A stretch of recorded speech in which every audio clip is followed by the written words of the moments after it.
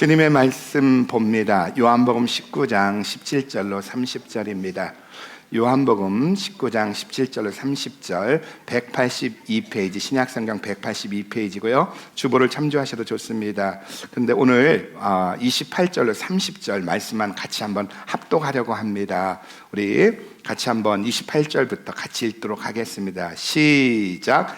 이후에 예수께서 모든 일이 이미 이룬 줄 아시고 성경으로 응하게 하려 하사 가라사대 내가 목마르다 하시니 거기 신 포도주가 가득히 담긴 그릇이 있는지라 사람들이 신 포도주를 머금은 해용을 우슬주에 메어 예수의 입에 대니 예수께서 신 포도주를 받으신 후 가라사대 다 이루었다 하시고 머리를 숙이고 영원히 돌아가시니라. 아멘. 오늘 함께 나눌 요한복음 19장 말씀을 통해서 예언의 성취와 구원의 드라마, 예언의 성취와 구원의 드라마, 이런 제목을 가지고 말씀을 나누고자 합니다. 우리는 예수님의 십자가 사건을 접할 때마다 갖는 의문 중에 하나가 무엇이냐 하면은 유대인들은 예수님을 왜 십자가에 그토록 못 박기를 원했느냐는 거예요. 지난 시간 나누었듯이 유대인들이 예수님을 죽이고자 한다면 얼마든지 자신들의 종교의 법으로 예수님을 돌로 쳐 죽일 수도 있는데 왜 굳이 십자가 위에서 사형시키려 했느냐는 겁니다. 오늘 본문 6절도 그렇고 11절에 보면은 대제사장과 유대인들은 끊임없이 빌라도를 조여옵니다. 예수를 십자가에 못 박으소서, 예수를 십자가에 못 박으소서라고 외치고 있다는 거예요. 우리는 여기서 그들의 의도된 계획을 알 수 있는데 신명기 21장 23절에 보면 나무에 달린 자마다 하나님께 저주받은 자라는 말씀이 나옵니다. 여러분, 이 말이 무슨 말인지 아시겠어요? 사람이 십자가 위에서 죽었다는 것은 하나님께 저주를 받았다는 거예요. 그래서 유대인들은 예수님을 십자가에 못 박아 죽임으로써 예수님이 죽으신 후에도 예수님을 따르는 무리가 없게 하기 위해서 십자가에 못 박으라고, 십자가에 못 박으라고 외쳤던 겁니다. 십자가에 달린 것 봐라, 예수는 하나님께 저주받은 사람이다, 이렇게 낙인을 찍기 위해서 예수님을 십자가에 못 박으라고 외쳤던 겁니다. 그리고 그들의 뜻대로 예수님은 십자가 위에서 죽으셨습니다. 그러나 성경은 예수님이 십자가 위에서 죽으신 이유에 대해서 이렇게 이야기합니다. 유대인들은, 대제사장들은 자기의 뜻대로 예수님을 저주의 십자가에 못 박았지만 성경은 이 사실을 이렇게 이야기합니다. 갈라디아서 3장 13절입니다. 같이 읽어봅니다. 시작. 그리스도께서 우리를 위하여 저주를 받은 바 되사 율법의 저주에서 우리를 속량하셨으니 기록된 바 나무에 달린 자마다 저주 아래 있는 자라 하였음이라. 우리는 여기서요 갈라디아 3장 13절에서 저주를 받았다는 말에 주목해야 됩니다. 예수님이 저주를 받았다는 거예요. 대제사장과 유대인들은 저주의 상징인 십자가에 매달았고, 그리고 예수님은 십자가 위에서 저주를 받았다는 겁니다. 근데 왜 예수님이 저주를 받으셨다고요? 그것은 우리를 저주에서 속량하기 위해서라는 거예요. 율법의 저주 아래서, 또한 죄의 저주 아래 놓인 우리를 구원하기 위해서 하나님은 우리를 대신해서 예수님이 저주를 받고 십자가 위에서 죽게 하셨다는 거예요. 그러니까 유대인들은 저주의 십자가에 매달라고 했고 그들의 뜻대로 이루어졌지만 하나님의 의도는 뭐라고요? 약속하신 대로, 말씀대로 예수님이 저주의 십자가 위에서 저와 여러분의 죄를 지시고 죽으심으로 우리의 죄를 속량해 주셨다는 거예요. 이와 같이 예수님의 십자가 사건은요 예언의 성취이고 구원의 드라마라는 겁니다. 오늘 본문에 나오는 군인들이 예수님의 옷을 나누고 옷을 제비 뽑는 사건도 마찬가지입니다. 우리 23절과 24절 먼저 읽어볼까요? 같이 읽습니다. 시작. 군병들이 예수를 십자가에 못 박고 그의 옷을 취하여 네 깃에 나눠 각각 한 깃씩 얻고 속옷도 취하니 이 속옷은 호지 아니하고 위에서부터 통으로 짠 것이라. 군병들이 서로 말하되 이것을 찢지 말고 누가 얻나 제비 뽑자 하니 이는 성경에 저희가 내 옷을 나누고 내 옷을 제비 뽑나이다 한 것을 응하게 하려 함이로라. 군병들은 이런 말을 하고, 이 일을 얼핏 보면은 아무 일도 아닌 것 같아요. 옷 나눠 가졌대.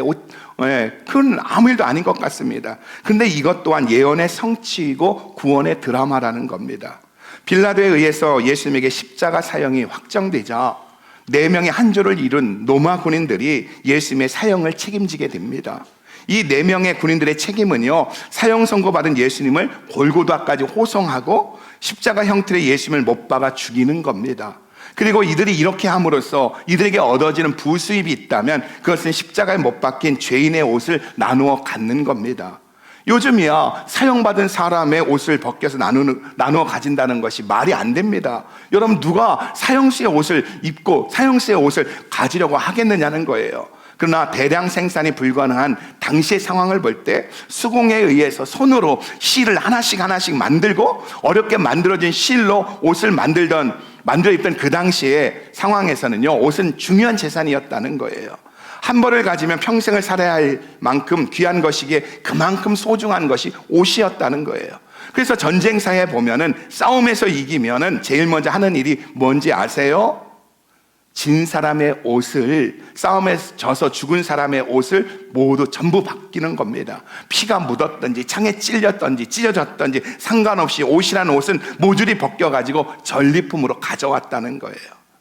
그 당시 유대 남성들의 정장을 보면 보통 5가지 정도 나눌 수가 있습니다. 5개 정도의 옷을 입었다는 거예요. 머리에 쓰는 터번이 있고요, 발에 신는 샌들이 있고요, 그리고 속옷 한 벌이 있고 위토 한 벌이 있고 허리띠를 매는 허리띠가 있습니다. 그래서 4명의 군인들이 골고다 언덕에 도착하자마자 예수님을 발가벗깁니다. 그리고 발가벗겨 십자가에 못 박고 난 후에 예수님이 입으셨던 옷을 나누기 시작합니다. 위트같이 좀 더 가치 있는 것은 계급이 높은 사람이 아니면 연장자가 차지하고, 그리고 또한 신발 같은 경우는 가장 계급이 낮은 사람이 가졌을 겁니다. 이렇게 5가지를 4명이 하나씩 갖고 나니까 하나가 남았습니다. 그 한 개가 뭐라고요? 속옷이라는 거예요. 여러분, 속옷이라고 해서 요즘 속옷을 생각하면 안 돼요. BYC, 쌍방울이, 삼각 팬티를 생각하면 안 됩니다. 그 당시 속옷은요, 어깨서부터 무릎까지 혹은 어깨서부터 발 뒤꿈치까지 통으로 짠 것이 속옷입니다. 자, 근데 통으로 짠 것이기 때문에 이것을 4조각으로 나누면은요, 쓸모가 없는 겁니다. 아무 쓸데가 없는 거예요. 그래서 그들 중 한 사람이 이것을 나누지 말고 제비 뽑아 한 사람이 갖는 걸로 하자고 해서 제비를 뽑게 되었다는 거예요. 여러분, 상상해 보세요.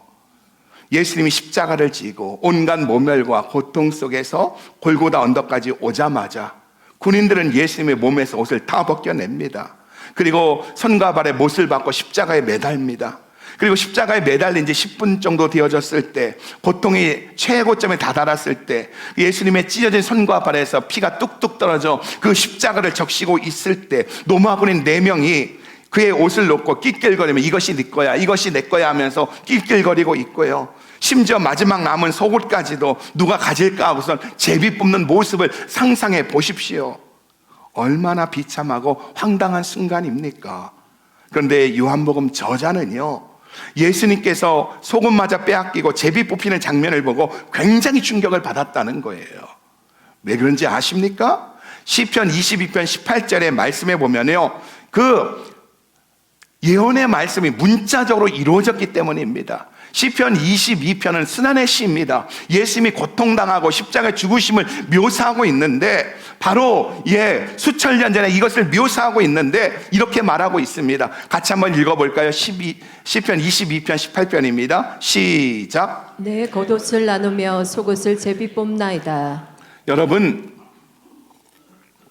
무슨 말인지 아시겠어요? 대제사장은, 유대인들은요, 자기들의 속셈을 가지고 예수님을 십자가에 못 박으라고 외쳤습니다. 예수님이 더 이상 후세에 영향을 미치지 못하게 하라고 저주받았다고 말하기 위해서 십자가에 못 박으라겠고, 빌라도에게 압력을 가하고 정치를 이용해서 예수님을 십자가에 못 박았습니다. 그리고 군인들은 자기들의 욕심을 따라 예수님의 옷을 나누어 가지고 제비를 뽑았는데, 이것이 구약의 예언의 성취이고 구원의 드라마라는 거예요. 자기들 욕심 때문에 이렇게 했는데 이것이 구약에 약속하신 하나님의 예언이 이루어지는 예언의 성취라는 거예요. 여러분, 예수님께 행해진 십자가 처형 판결은요, 인류 역사에서 가장 아이러니하고 모순투성인 불법 재판입니다. 죄 없는 사람이 재판을 받고, 그리고 모순투성인 재판에 의해서 결국 예수님에게 십자가 처형이라는 극형이 선고되어집니다. 처참하게, 비참하게, 그리고 또한 정말 모멸띠게 십자가에서 죽으십니다. 이것만 보면 악이 이긴 것 같아요. 이것만 보면은요, 세상 사람에게 역사가 기운 것 같습니다. 하나님의 눈이 가려진 것 같아요. 또 예수님의 십자가의 고난은 말로 형용할 수 없는 고통이고 수치였다는 거예요. 그런데 이 모순이, 이 고통이, 이 수치가 결국은 예언의 성취이고 구원의 드라마였다는 겁니다. 여러분, 그렇습니다. 이 세상도 마찬가지예요. 힘에 의해서 정치의 논리를 가지고 지금 이 시대도 마찬가지입니다. 미국의 누가, 중국의 누가, 러시아의 누가, 한국의 누가 역사를 이끌고 가고 그들에서 움직여지는 것 같지만 결국은 뭐라고요? 하나님은 역사의 마지막을 향해 달려가고 있고, 그리고 이 모든 역사는 예수님의 재림으로 연결되어진다는 거예요. 여러분, 예수님이 다시 오시는 날, 재림의 날도 마찬가지라는 것 아세요? 예수님이 다시 오시는 날에 대해서 성경은 이렇게 얘기합니다. 먼저 주 안에서 죽은 성도들이 영화로운 몸으로 부활한다고 말씀하고 있다는 거예요. 우리 데살로니가전서 4장 16절 읽어봅니다. 시작. 주께서 호령과 천사장의 소리와 하나님의 나팔로 친히 하늘로 쫓아 강림하시리니 그리스도 안에서 죽은 자들이 먼저 일어나고. 예수님의 재림 때에 먼저 주 안에서 죽은 자들이 부활한다는 거예요. 고린도전서 15장에 보면은요, 썩을 몸이 썩지 않을 몸으로, 약한 몸이 강한 몸으로, 육의 몸이 신령한 몸으로 부활한다는 거예요. 먼저 죽은 자들이 부활한다는 거예요. 그리고 예수님의 재림 때에 죽은 성도들의 부활과 함께 성도들에게는, 우리에게는요, 영화로운 변화가 있다는 겁니다. 17절입니다. 데살로니가전서 같이 읽어봅니다. 시작. 그 후에 우리 살아남은 자도 저희와 함께 구름 속으로 끌려 올려 공중에서 주를 영접하게 하시리니 그리하여 우리가 항상 주와 함께 있으리라. 이 사실을 고린도전서 15장 51절과 52절에 보면 마지막 나팔 소리와 함께 믿는 자들이 홀연히 변화된다. 갑자기 변화된다는 거예요. 그리고 빌립보 3장 21절에 보면은 영광스럽고 신령한 몸으로 변화가 된다는 거예요. 주님이 다시 오실 때 갑자기 예수 믿는 저와 여러분 하나님이 끌어올려 캡처 휴거시키고, 그 휴거되는 그 순간에 우리가 홀연히 갑자기 영화로운 몸으로, 신령한 몸으로 변화된다는 거예요. 예수님의 재림이 죽은 성도들에겐 부활을 가져오고 살아있는 성도들에게 영원한 몸으로 변화를 가져온 이유는요, 주 안에서 죽은 자나 산 자 모두에게 주의 죽음과 상관없는 영원한 생명을 주기 위해서라는 거예요. 여러분, 하나님께서 우리를 바라보실 때 관심은요, 우리가 요한복음을 나누고 있지만 요한복음 20장 31절에 보면 이것을 기록하면 너희로 예수 그리스도가 하나님의 아들이심을 믿어 너희로 영원한 생명을 얻게 하려 하심이라. 하나님께서 죽은 자를 부활시키고 성도들을 영화로운 몸으로 변화시켜서 끌어올리는 이유는 무엇이라고요? 우리에게 영원한 생명을 주기 위해서인 줄 믿으시기 바랍니다. 하지만 예수님의 재림이 믿지 않은 세상과 악인에게는요, 심판이라는 겁니다. 우리 데살로니가후서 1장 7절로 8절 읽어봅니다. 시작. 환난받는 너희에게는 우리와 함께 안식으로 갚으시는 것이 하나님의 공이시니 주 예수께서 저의 능력의 천사들과 함께 하늘로부터 불꽃 중에 나타나실 때에 계속요. 하나님을 모르는 자들과 우리 주 예수의 복음을 복종치 않는 자들에게 형벌을 주시리니. 주님의 재림이 주 안에서 죽은 자들에게, 믿음의 생활을 하다 죽은 자들에게는 영화로운 부활이고, 또한 우리들에게는 신령한 몸으로 변하고 우리를 끌어올려서 하나님께 휴거시키는 이유는 영원한 생명을 주기 위해서이지만, 복음을 모르는 자들에게, 예수 믿지 않는 자들에게는 뭐라고요? 심판이 있다는 거예요. 그리고 예수님의 재림 때에는요, 예수님 왕으로 오셔서 하나님께 창조하신 모든 피조물을 처음 창조 때와 같이 회복시킨다는 거예요. 주님의 재림의 때에는요, 바로 이 모든 것이 처음 창조 때와 같이 변화된다는 겁니다. 자, 우리 이사야서 11장 9절입니다. 읽어봅니다. 시작. 나의 거룩한 산 모든 곳에서 해됨도 없고 상함도 없을 것이니 이는 물이 바다를 덮은 같이 여호와를 아는 지식이 세상에 충만할 것입니다. 그 앞에 보면 독사굴의 어린이가 손 놓고 장난치고 사자와 어린 양이 뛰놀고 이런 모습을 보여주시면서 주님의 재림은 뭐라고요? 주님께서 창조하셨을 때 처음 모습으로의 회복인 줄 믿으시기 바랍니다. 여러분, 이것이 예수님의 재림인 줄 믿으시기 바랍니다. 이것이 예수님의 재림의 목적이라는 거예요. 그러기에 예수님의 재림은요, 역사상 가장 크고 위대한 날이라는 거예요. 그래서 요엘 선지자 요엘서 2장 11절에, 그리고 또한 말라기 선지자 말라기 4장 5절에서 이 날을, 재림의 날을 크고 두려운 날이라고 표현하고 있다는 겁니다. 그런데 성경은요, 예수님의 재림 사건이 일어나기 전에 어떤 일이 있다고 말씀하고 있는지 아세요? 예수님이 직접 마지막 때에 대해서, 재림에 대해서 세 군데에서 우리에게 가르쳐주고 있습니다.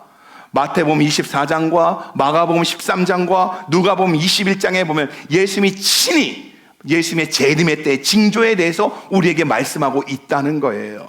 그런데 마태복음 24장과 13장과 21장에 재림에 대한 징조가 있는데, 우리 한번 마태복음 24장 32절과 33절 읽어봅니다. 같이 읽어봅니다. 시작. 무화과 나무의 비유를 배우라. 그 가지가 연하여지고 잎사귀를 내면 여름이 가까운 줄을 아나니. 지금같이 달력이 없는 그 시절에 여름이 가까웠다는 거 어떻게 한다고요? 무화과 나무에서 겨울 내내 앙상한 가지였던 무화과 나무에서 새싹이 나고 줄기가 연해지면 여름이 오고 있구나 하는 것을 알듯이 예수님의 재림에 대한 징조도 있다는 거. 다음 구절 읽어봅니다. 시작. 이와 같이 너희도 이 모든 일을 보거든 인자가 가까이 곧 문 앞에 이른 줄 알라. 여기에 보면 이 모든 일은 무엇을 말하고 있냐면 마태복음 24장 4절부터 31절까지 내용으로 약 12가지 징조를 이야기합니다. 그러니까 예수님이 다시 오심이 있기 전에, 재림이 있기 전에 반드시 징조가 있다는 거예요. 여름이 오기 전에 무화과 나무에 줄기가 연해지고 잎이 나오듯이 예수님이 재림 전에는 반드시 징조가 있다는 거예요. 그리고 33절 너희가 이 모든 일을 보거든이란 이 말씀은요, 예수님이 다시 오시기 전에 나타나는 12가지 징조는요, 반드시 보여져야 한다는 거예요.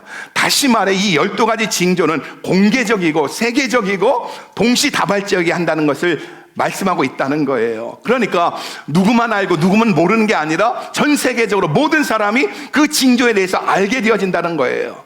그러면 예수님이 다시 오시기 전에 징조가 뭐냐는 거예요.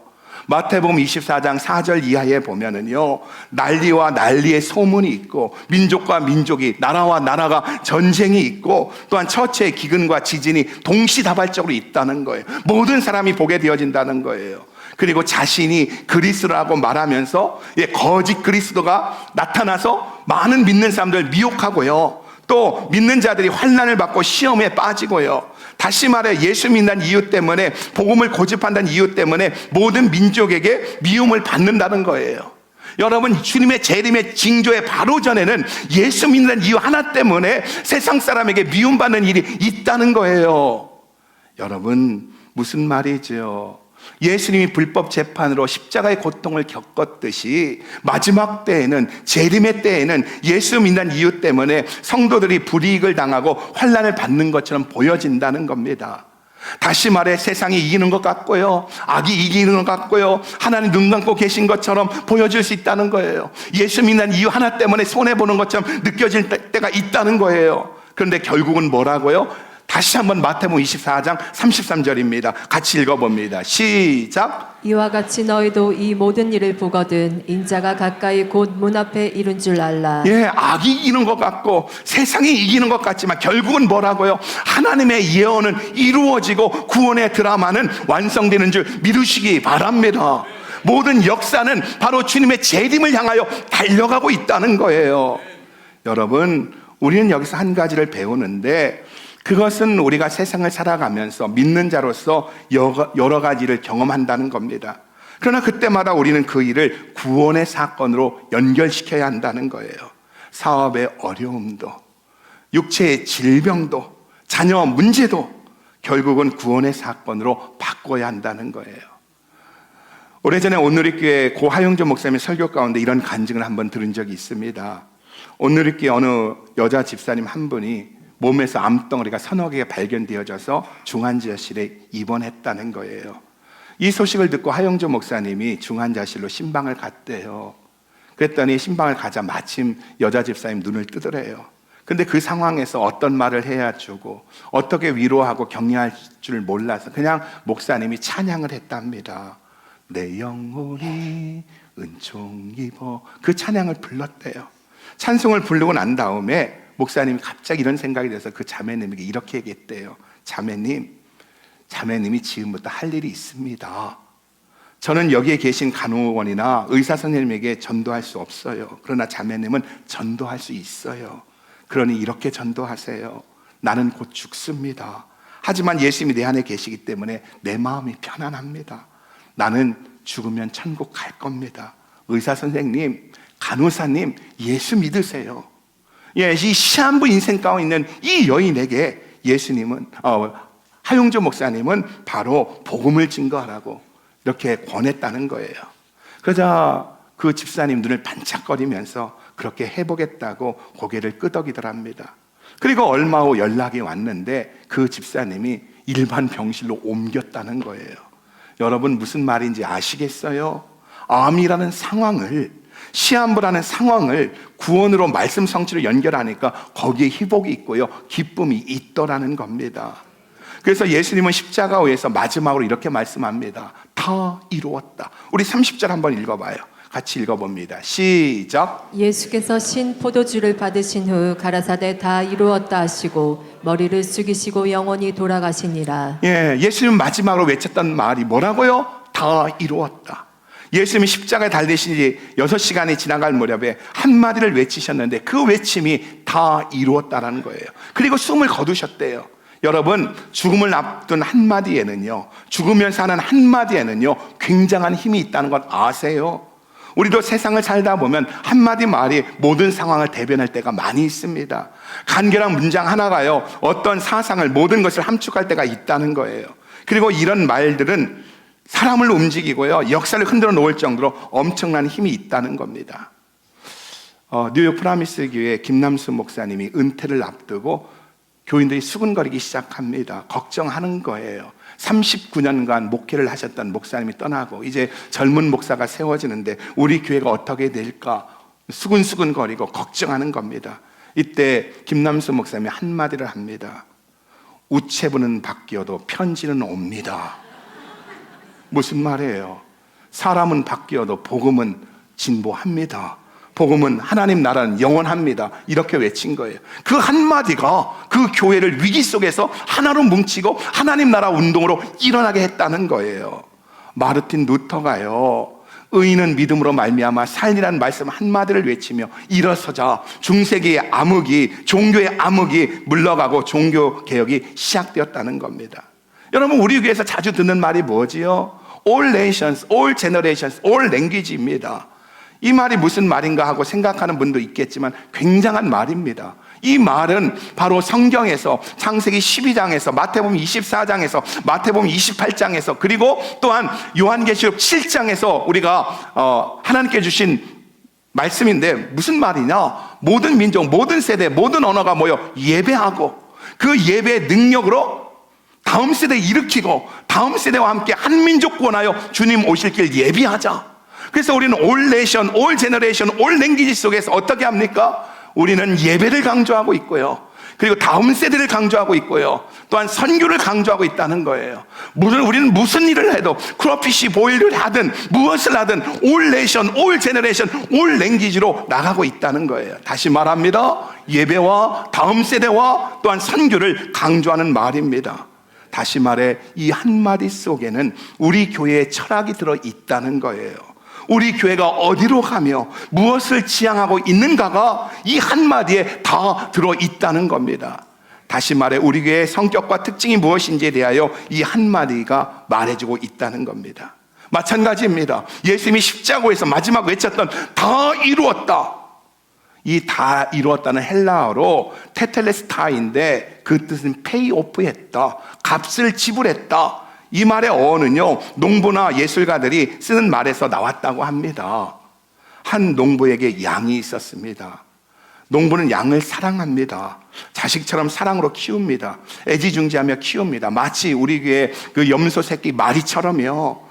어떤 분이 같이 먹기도 하고 같이 자기도 했듯이 어려서부터 이 양을 같이 먹기도 하고 자기도 합니다.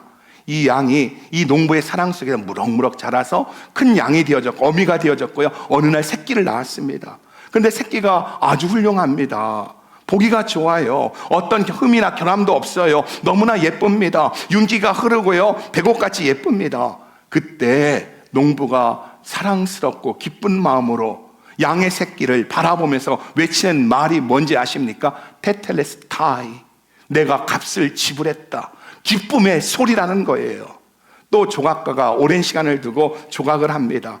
때론 밥도 있고 잠도 있고 조각을 합니다. 드디어 작품이 완성되었습니다. 그때 완성된 작품 앞에서 조각가가 한 걸음 뒤로 물러서서는 그 조각을 바라봅니다. 수정할 것이 있나 없나, 개선할 것이 있나 없나 바라봅니다. 그리고 그런 수정할 것도 개선할 것도 없을 때 외치는 말이 뭐라고요? 테텔레스타이, 테텔레스타이라고 외친다는 거예요. 예수님이 십자가 위에서 운명하시면서 외쳤던 다 이루었다는 외침에는 이런 기쁨이 있다는 거예요. 내가 페이오프 했다, 내가 값을 지불했다는 기쁨의 선포라는 겁니다. 십자가는 바로 이건 겁니다. 십자가를 바라보는 어떤 이들에게는 이 한마디가, 다 이뤘다는 한마디가 어쩌면 죽어가는 사람이 마지막으로 지르는 비명처럼 들렸을지도 몰라요. 한 맺힌 절규처럼 들렸을지도 모릅니다. 그러나 예수님에게 있어서 이것은 승리의 외침이었다는 거예요. 내가 다 이루었다, 내가 다 이겼다, 완주했다는 승리의 외침인 줄 믿으시기 바랍니다.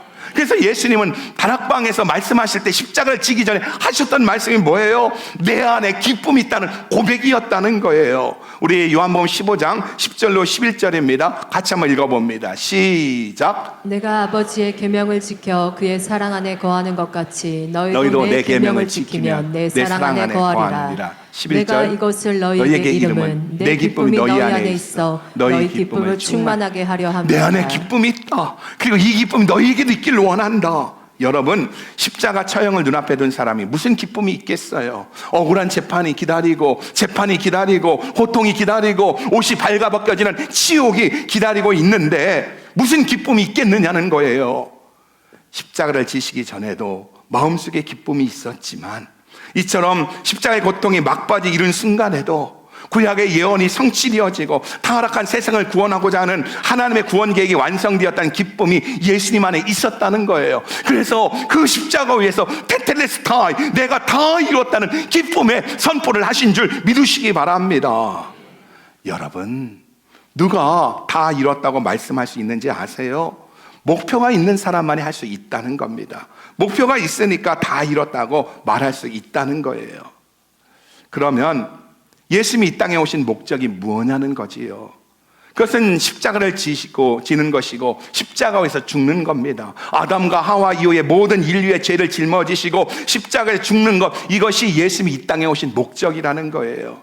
예수님이 이 목적이 뚜렷했기 때문에 사람들의 인기에도, 사람들이 외치는 말에도 흔들리지 않았다는 거예요. 주는 그리스도시요 살아계신 하나님의 아들이라고 베드로가 고백한 그 순간에도 거기에 빠지는 것이 아니라, 함몰하는 것이 아니라, 나는 예루살렘에 올라가 장로들에 의해서 죽임을 당하고 사흘 후에 부활한다.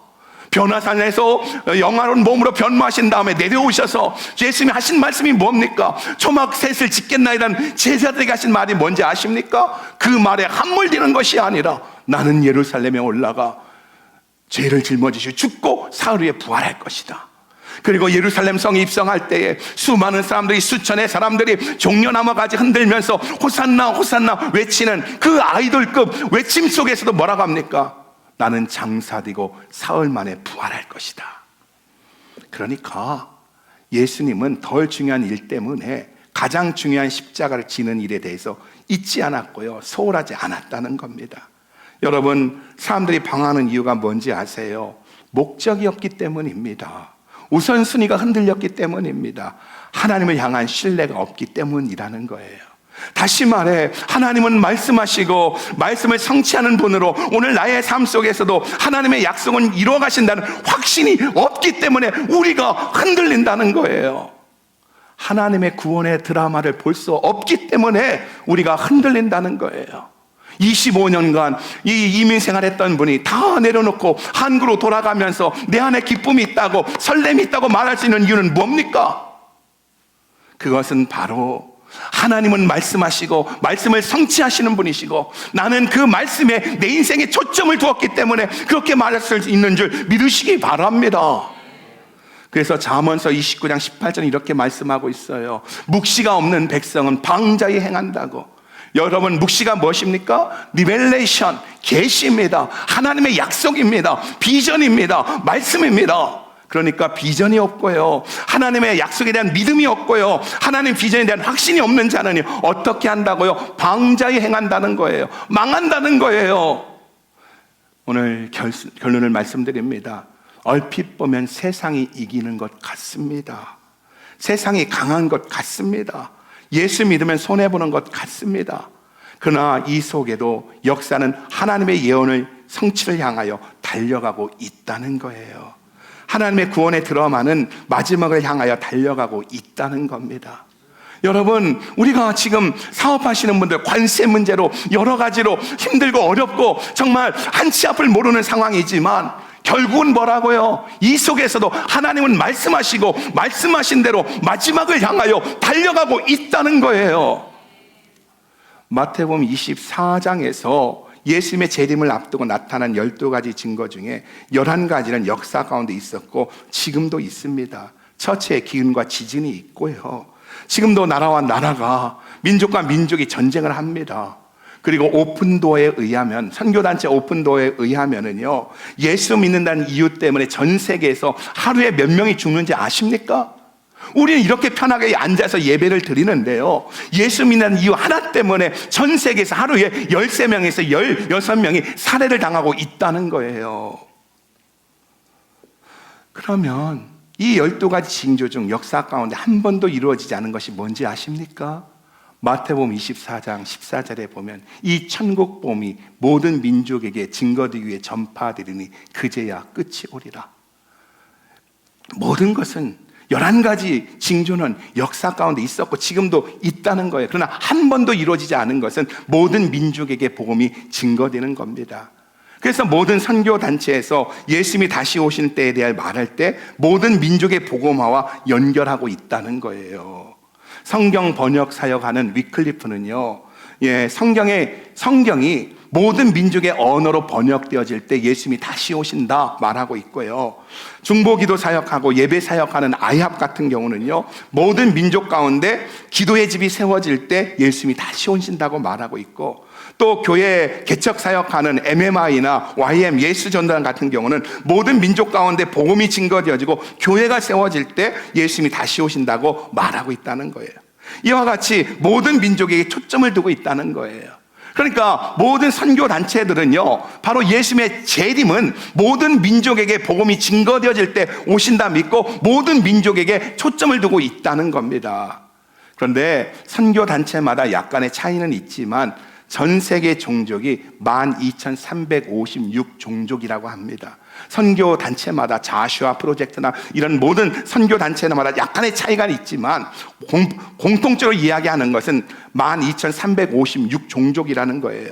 그런데 12,356 종족 중에 이제는 3,166 종족만 남았다는 거예요. 12,000개가 넘는 종족 가운데 미전도 종족이 3,100개 정도 남았다는 거예요. 그래서 콜트홀에 의하면, 이 빌리그람 목사님의 전도 집회에 생겨난 이 전쟁의 글로벌 얼라이언스의 이 선교 단체인 콜트홀에 의하면 지금은 콜트홀은 150개국에 약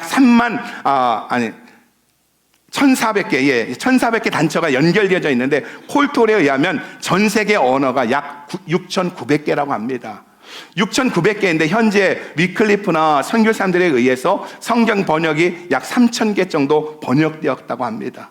여러분, 6,900개 중에서 3,000개가 성경이 번역되었다 한다면 절반도 안 이루어진 거잖아요.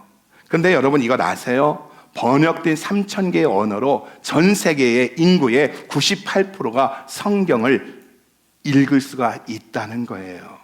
예를 들면 이런 거지요. 유엔의 공식 언어가 영어와 중국어와 또한 스페니쉬와 아랍어와 러시아어, 불어 이렇게 6개가 유엔의 공식 언어입니다. 그런데 유엔의 공식 언어인 이 6개로요, 전 세계 90%가 알아들을 수가 있다는 거예요.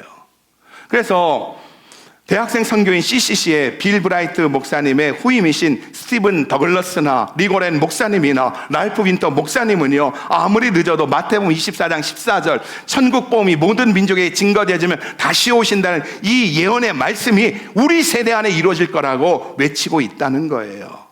여러분, 예수님이 십자가 달리실 때 유대인들이, 대제사장들이, 또한 로마 군병들이 겉으로 보기에는 이기는 것 같고요, 주역 같고요, 그 속에서 어떻습니까? 세상이 이끌고 가는 것 같지만 그 속에서 예언이 성취되고 구원의 드라마가 완성되었듯이요, 지금 이슬람이 팽창하고 있습니다. 아프리카만 가더라도 이제는 이슬람이 밀고 내려와서 오일머리로 밀고 내려와서 케냐를 넘어 탄자니아까지 내려오고 있습니다. 이슬람이 계속 팽창하는 것 같다. 유럽을 먹고 미국마저 먹고 이렇게 팽창하는 것 같습니다.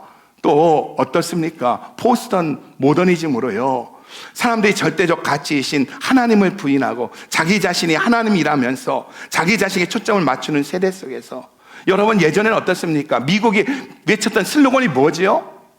For God, 하나님을 위하여, 예수를 위하여. 바뀌었어요. 어느 날 나라를 위하여, USA, USA, USA. 그러더니 지금은 어떻습니까? 지금 MZ세대는요, 하나님도 아니고요, USA도 아니고 뭔지 아십니까? 자기 자신입니다. 자기 자신이 신이 되어졌습니다. 이런 포스턴 모더니즘 속에서요, 점점 기독교가 약화되고 있는 것 같습니다. 전 세계적으로 지금도 예수 믿는 이유 때문에 하루에 13명, 16명이 죽어갈 정도로 핍박을 받고 있습니다. 그러나 한 가지 분명한 사실은요, 그럼에도 불구하고 역사는 예수님의 재림을 향하여 달려가고 있다는 거예요. 여러분, 이 땅에서는 할 수 있지만은요, 천국에 가서 절대로 할 수 없는 일이 뭔지 아십니까? 두 가지입니다. 여러분, 이 땅에서도 하고 천국에서도 예배도 이 땅에서도 하고 천국에서도 하고, 기도도 이 땅에서도 하고 천국에 가서도 하고, 또 어떻습니까? 친교도 이 땅에서도 하고 천국에 가서도 합니다. 근데 이 땅에서는 할 수 있지만 천국에서 할 수 없는 게 두 가지인데, 그게 뭔지 아십니까?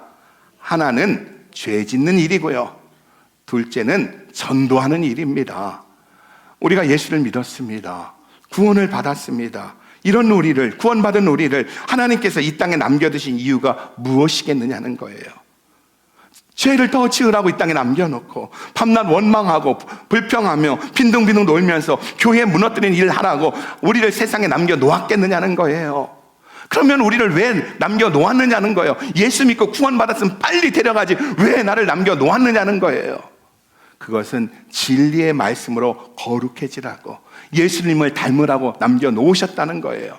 그리고 말씀 증거하고 전도하고 선교하라고 우리를 이 땅에 남겨놓으신 줄 믿으시기 바랍니다. 내 나이가 85인데요 무슨 선교입니까? 아닙니다. 여러분, 선교지에 못 간다 할지라도요, 여러분 기도하시기 바랍니다. 지금도 우리 교회 두 가정이 이집트 카이로에 가 있습니다. 한 가정은요, 복중에 아기가 있습니다. 오랫동안 기다렸는데 하나님께서 태문을 열어주시고 아기를 주셨습니다. 그래서 아기 이름이 태명이 선물입니다. 그 가정이 갔고요. 또 한 가정은 한 엄마가 초등학교 다니는 딸을 데리고 그 아프리카 난민 아이들의 그것을 보여주면서 하나님 나라 비전을 주기에 갔습니다. 그리고 우리 교회 많은 선교사님들이 선교지에 갔습니다. 내 나이 80이라고요. 가진 못하지만 기도할 수 있잖아요. 선교를 위하여, 전도를 위하여, 하나님 나라를 위하여 기도할 수 있잖아요. 일하라고 남겨놓으신 거예요. 맨날 음식이 짜네, 뜰분에 그런 얘기하라고 남겨놓은 게 아니라, 사진이 찍혔네 안 찍혔네 지들끼리만 찍네 그런 거 하지 말고, 하나님 나라를 이 땅에 남겨놓으신 일은 예수님을 닮는 거룩함과 그리고 한 말씀을 증거하고 전도하고 선교하라고 남겨놓으신 줄 믿으시기 바랍니다. 여러분, 오늘은 예수님이 십자가에서 죽으시기 위하여 예루살렘 성에 입성하신 날을 기억하는 종려주일입니다. 그리고 돌아오는 한 주간은요, 예수님의 고난을 기억하는 고난주간입니다. 여러분, 이 종려주일에 고난주간에 하나님께서 예수님이 이 땅에 보내신 목적이 있었듯이 구원받은 우리를 이 땅에 남겨놓으신 이유가 있다는 것을 믿으시기 바랍니다. 절대로 죄 지으라고 남겨놓은 것이 아니라 이 땅에서 하나님 나라 세우고 복음을 증거하면서 예수님을 닮으라고 거룩을 이루라고 우리를 이 땅에 남겨놓았다는 사실을 믿으시기 바랍니다. 그러기에 어떤 상황에서도 이해가 안 되고 해석이 안 되는 어떤 상황에서도 손해보고 죽을 것 같은 상황에서도 나만 따돌림 당하는 것 같은 상황 속에서도 하나님의 약속을 믿고 하나님의 구원의 성취를 믿고 믿음으로 승리하는 우리 모두가 되어주시길 주님의 이름으로 축복합니다. 하나님은 말씀하시고 말씀하신 대로 이루십니다. 구약에 말씀하신 대로 예수님이 이 땅에 오셔서 십자가에 죽으셨듯이 주님은 다시 오심에 대해서 말씀하시고 그 말씀대로 다시 오심을 믿으시기 바랍니다. 여러분, 예수님은 다시 오십니다. 반드시 다시 오십니다. 그날에 주 안에서 죽은 자들이 부활하고 믿는 우리는 영원한 몸으로 부활하여 영원한 생명을 얻게 된다는 사실을 믿으시기 바랍니다.